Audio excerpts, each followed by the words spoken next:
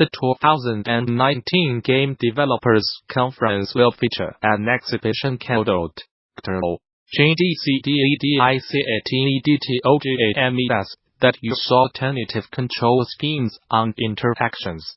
Gamasutra will be talking to the developers of each of the games that have been selected for the showcase.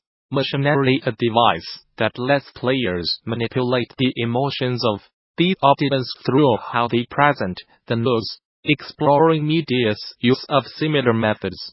Gamasutra spoke with Giovanny Beltrán, director of Machinaria, to talk about why they wanted to explore how the media plays with viewers' emotions through how the news is presented, how they use their unique controller to make the player personally explore those moral dilemmas, and the importance of thinking on the news and information we are presented within our lives. I am Giovanny Beltrán and I am the lead programmer and the director of this project. We are a group of friends with different skills.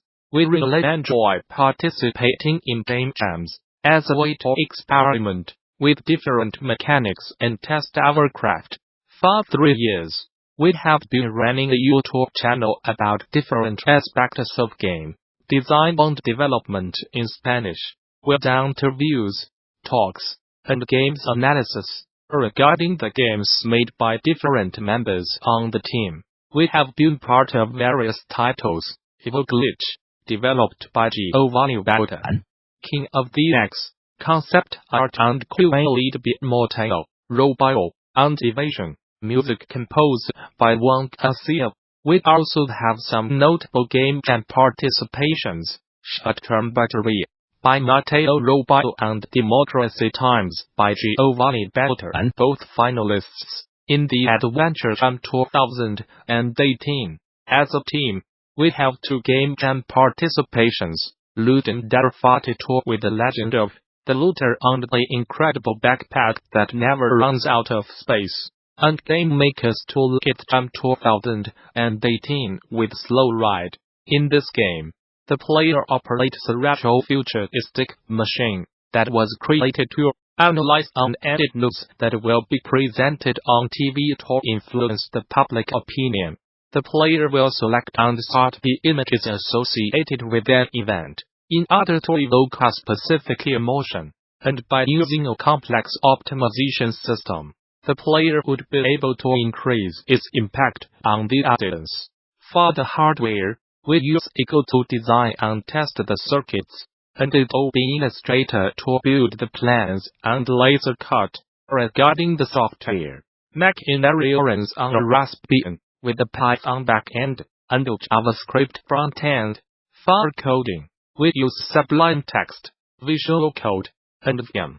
Music and audio were created using Ableton Live and Reaper. For the physical device, we use acrylic and wood to make the case.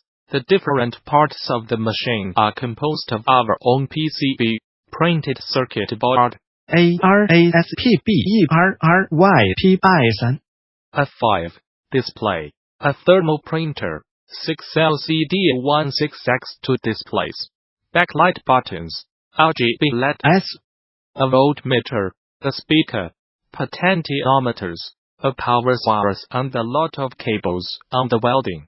Our goal was to use a video game as a way to make a criticism about how mass media controls information at their will. While studying about this topic, we found out that actually evoking emotions on the audience is a common practice in the TV news and politics in general. That was the reason we chose to manipulate emotions as our core mechanic. There is a media theory proposed by Noam Chomsky and Edward Herman in their book Manufacturing Consent about how information should pass 5 filters before it is presented to an audience. The book describes how economic powers handle the media, and this vitiates journalism, looking to gain acceptance from the public. So, we studied how news is created, what is needed to structure, design, and categorize it.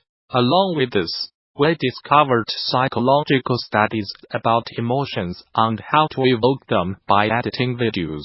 We received the support of a psychologist with a master's degree in philosophy in this regard, which widened our perspective around the concept. This gave us an idea of what vehicle mechanic should be manufacturing the news. With this in mind, we tried to simplify the idea and expose it as a metaphor. The player will invoke emotions and manipulate people's opinion using a powerful device created for that purpose. Because a lot of people assume that the media is neutral, and because of that, it is natural that they believe the information presented on the news is true and does not have any particular interest or influence. After playing Machinaria, every person considers the idea of the media trying to insert opinions in our heads as shown in the game. Sometimes it even resonates with personal experiences on the subject. This gives them tools to be more critical about the information they consume, not only on TV, but also on social networks, where fake news is very popular. The idea is that the player understands some of the steps involved in creating news. Placing the players in that role allows them to experiment with this power and control, and explore memorable dilemmas that come up when choosing what is or is not correct, what people should think, and how to inform without establishing their own opinion, as well as facing the consequences that their decisions bring to the game's world. The machine is the game, and there is no other way to play it. We want to provide players with an immersive experience, so they can act like themselves. A digital version of the game is in the works, but the feeling of controlling the device with your bare hands is something that you cannot compare. So, do not miss the opportunity to play Machinaria if you are attending the DD this year. The Nintendo Switch has surpassed 32 million units in lifetime sales. According to the latest figures from Nintendo, the hybrid console had sold exactly 27 million units as of December 31st.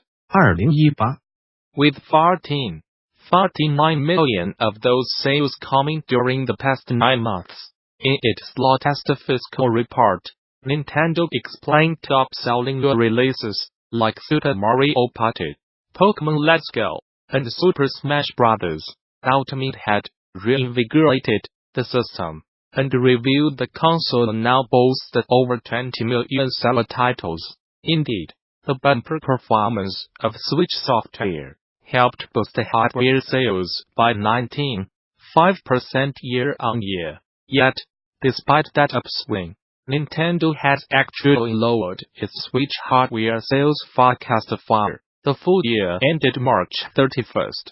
2019 The console maker had initially expected the Switch to hit 20 million sales by the end of March, but the company has now lowered its forecast to 17 million units. That means Nintendo only believes it will sell another 51 consoles before the financial year is out. Whether or not that proves the case remains to be seen, but we will know the answer in a few months' time. An excerpt from the fourth main Virtual Cities Atlas of Video Game Cities by game urbanist Konstantinos Dimopoulos and artist Mario Kallikaki. You have not died until you have visited Rubacava, the liveliest, most vibrant place throughout the Mesoamerican Hades, the town that never died. An extravagant, cheerful yet forlorn city where heartbroken lovers await their soulmates, and the ancient dead dance wildly through countless nights. Rubacava, a city of long shadows, papier-mâché skeletons, bright lights, and unexpected folks, where the biggest of the bone bands play the finest bebop tunes, and where jazz and mariachi get married to Andean melodies. This is the great post-mortem melting pot, the town where lost souls are bound to be found, and hardened criminals can watch the occasional Saint embark the Norda, Mala cruises towards a restful afterlife. This high life port town of the land of the dead is located on the coast of the Sea of Lament, and thus serves as a crucial way station on the 4-year journey to the ninth underworld and eternal rest. Reaching it means braving the petrified forest, and then, upon arrival, buying passage across the ocean as quickly as possible. Yet somehow this almost transient place keeps on growing. Souls tend to linger here in waiting, after losing hope in a better hereafter, or by being swept away by this breathtaking urbanistic embodiment of Mayan.